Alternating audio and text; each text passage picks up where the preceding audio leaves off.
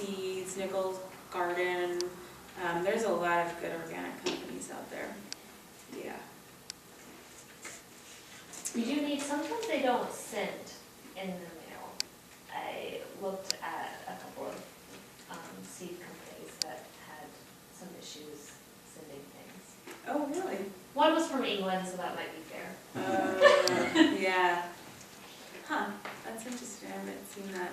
With plants, a lot of times, it's really difficult because they can't ship them ground because they would have to go through Canada. And a lot of times, you know, with plants, if it's sensitive, they don't want to bring any invasive species or something on them, so they have special permits. And so I run into that a lot with plants where they won't ship them, or they have to ship them priority U.S. mail, and it's like costs an arm and a leg. Okay, so why don't you guys all come get some. So, moist but not soggy. You want to keep them in a somewhat warm place. In your house is fine. Some things like the brassica plants actually prefer it a little bit cooler. If you have a cooler spot to germinate your cabbage family, which is the brassica family, then that is actually better for them. But things like tomatoes that are real warm weather crops, it helps to have maybe a little extra heat. So if you have the room where your furnace is or your boiler, you can put it in there. Or if you have it next to or on top of a refrigerator that's warm, that's a good place too. Light, we already talked about the seeds. Most seeds don't actually need light to germinate, but once they come up, then they're going to need to get into the light. So if you don't have artificial lights, just find the sunniest window that you can and hope for the best. So you're going to want to start letting it dry out on the top in between waterings. You know, you can kind of think of as tall as your plant is, then the roots are, you know, kind of similar length beneath the soil. So as your plant first starts to grow, you want to water it less and less. And then, you know, eventually when it's, you know, an inch or two tall, let the soil get dry in between your waterings. And then, like I mentioned, once your seeds germinate, you're going to want to cut off one of them so that you just have one per pot. And then we've also talked about potting up. Most things you don't need to pot up at all. Your herbs you might want to pot up. You know, if they're starting to get you know, a couple inches tall, like this tall, if they start to look like they're kind of outgrowing that space that they're in, then you want to, you know, find a little bit bigger pot. You know, if you're going to put it out in the garden, then you can move them from that into something like this. And then from here they can go into the garden. Or if you want to keep them inside on your windowsill, then you can, you know, put them in a nice decorative pot or something that's a little bit bigger so that they can get a little bit bigger and you can start cutting them. So the tomatoes you're going to want to pot up, the herbs you want to pot up, and then everything else. The onions, you're just going to want to keep them, they grow really slowly. Just keep them, let them do their thing until you plant them out in there.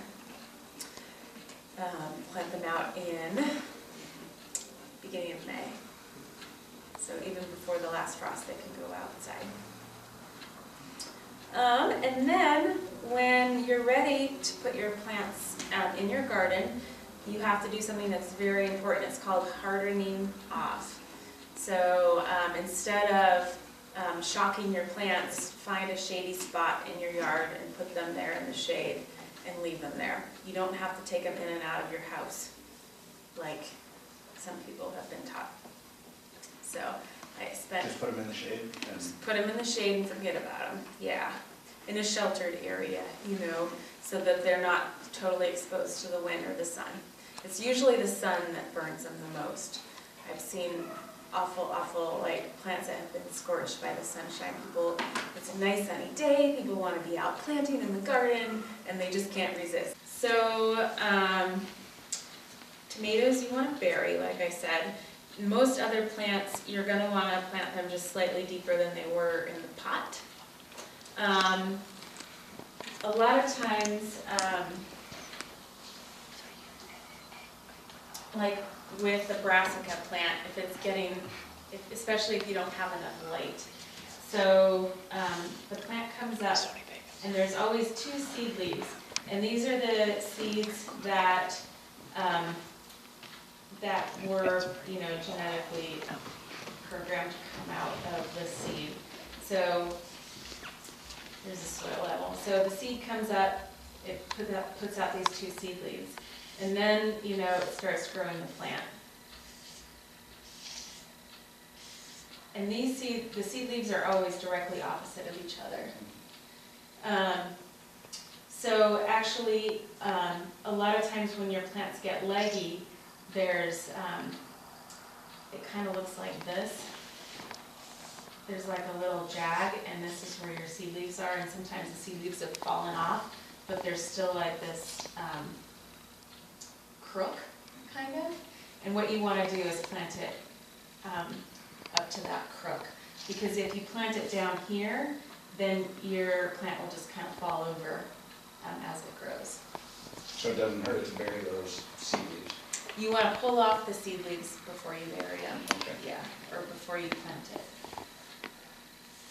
Yeah, that's what I do with all my cabbages and broccoli and stuff. I pull off the seed leaves and then plant it right up to there. Why do you pull them off? They rot? Yeah, because they'll rot and then they'll rot the stem. And if they've hardened for a week, it doesn't really matter if you do it like morning or afternoon, put them into the ground? Yeah,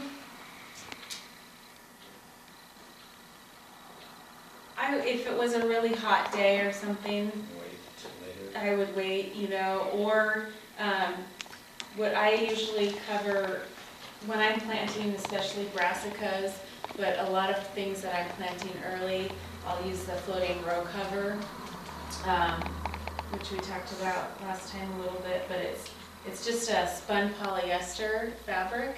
It lets air through and moisture through, but it gives your plants about 5 to 10 degrees of protection, and it also protects them from being scalded by the sun. So that goes over the whole thing? Yeah, so you just lay it over the top, and you don't need any support or anything. It just lays right on top of the plants, and you actually have to, you should bury the edges. If you're, if this is anything in the cabbage family, you're going to want to put this on, and you're going to want to bury the edges, because Alaska has root maggots, and it's a fly that will come and lay its eggs on the plant, and the larva goes down and it eats the roots. And what's the stuff called again that you lay over the card? Floating row cover. You can get it at Normandy. Okay. Yeah. So you so protect your plants from the root maggot fly. Then you just put the floating row cover and bury the edges. Okay. And it does a double duty of protecting it from sun scald, protecting it from the wind, protecting it from being too cold, and protecting it from the... And they would know at mill and feed if I said, okay, I'm putting these in, like this weekend, what should I cover with that? Cabbages and to protect from the root? It's everything in the cabbage family. So cabbage, broccoli, cauliflower, turnips, radishes,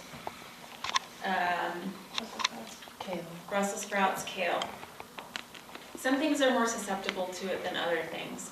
Broccoli and cauliflower and cabbages seem to be very susceptible to it. But I would almost, you know, if you can, I would just put this over all of your plants. Is that okay? Yeah. Because it's going to give you a little bit more